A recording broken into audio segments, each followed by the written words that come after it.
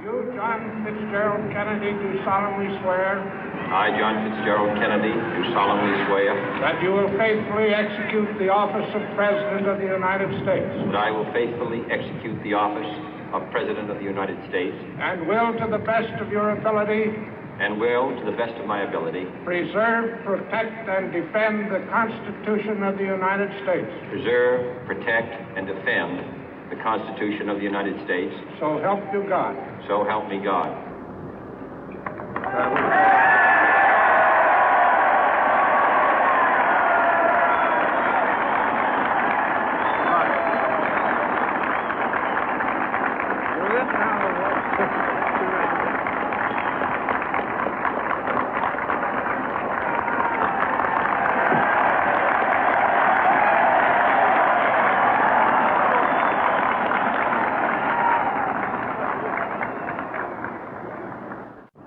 Vice President Johnson, Mr. Speaker, Mr. Chief Justice, President Eisenhower, Vice President Nixon, President Truman, Reverend clergy, fellow citizens.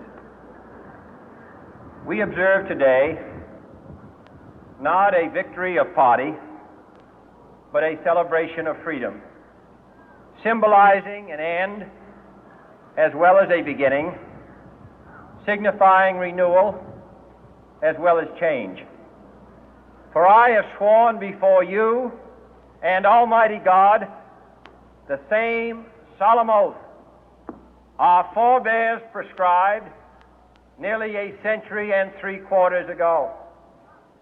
The world is very different now, for man holds in his mortal hands the power to abolish all forms of human poverty and all forms of human life.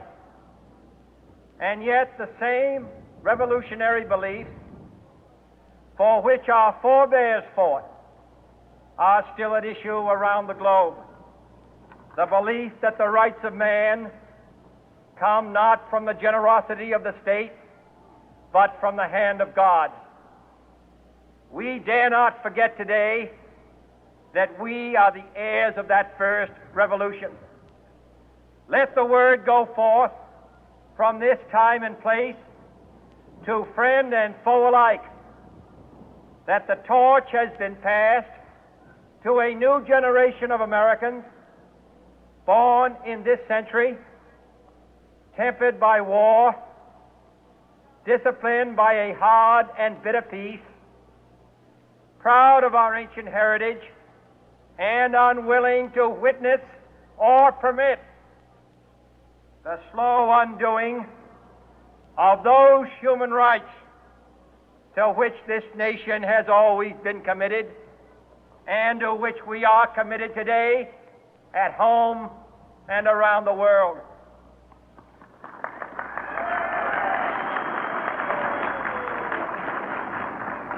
Let every nation know, whether it wishes us well or ill, that we shall pay any price, bear any burden, meet any hardship, support any friend, oppose any foe to assure the survival and the success of liberty.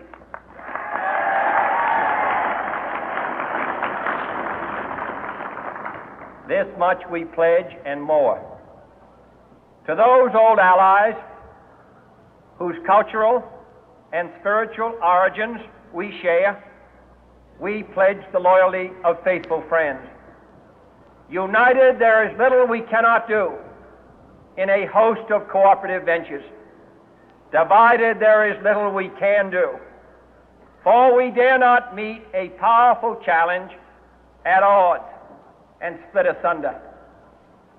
To those new states whom we welcome to the ranks of the free, we pledge our word that one form of colonial control shall not have passed away, merely to be replaced by a far more iron tyranny.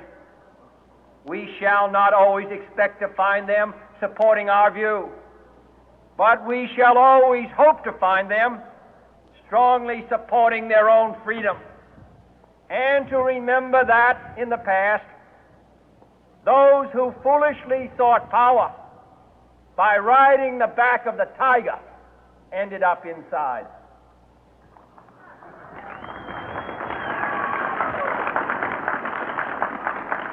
To those people in the huts and villages of half the globe struggling to break the bonds of mass misery, we pledge our best efforts to help them help themselves for whatever period is required, not because the communists may be doing it, not because we seek their votes, but because it is right.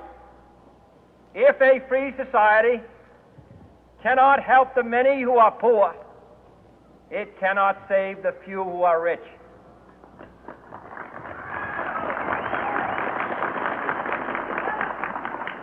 To our sister republics south of our border, we offer a special pledge to convert our good words into good deeds, in a new alliance for progress, to assist free men and free governments in casting off the chains of poverty. But this peaceful revolution of hope cannot become the prey of hostile powers. Let all our neighbors know that we shall join with them to oppose aggression or subversion anywhere in the Americas. And let every other power know that this hemisphere intends to remain the master of its own house.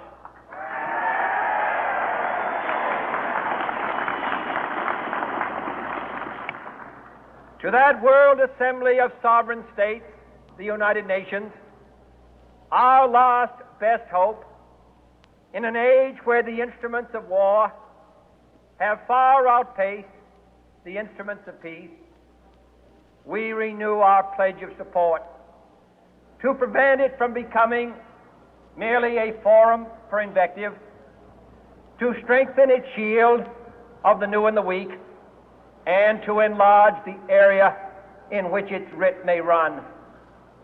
Finally, to those nations who would make themselves our adversary, we offer not a pledge, but a request that both sides begin anew the quest for peace.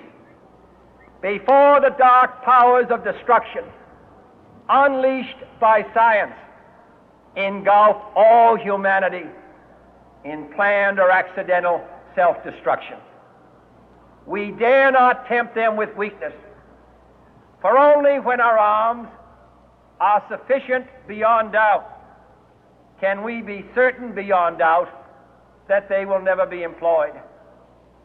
But neither can two great and powerful groups of nations take comfort from our present course, both sides overburdened by the cost of modern weapons, both rightly alarmed by the steady spread of the deadly atom, yet both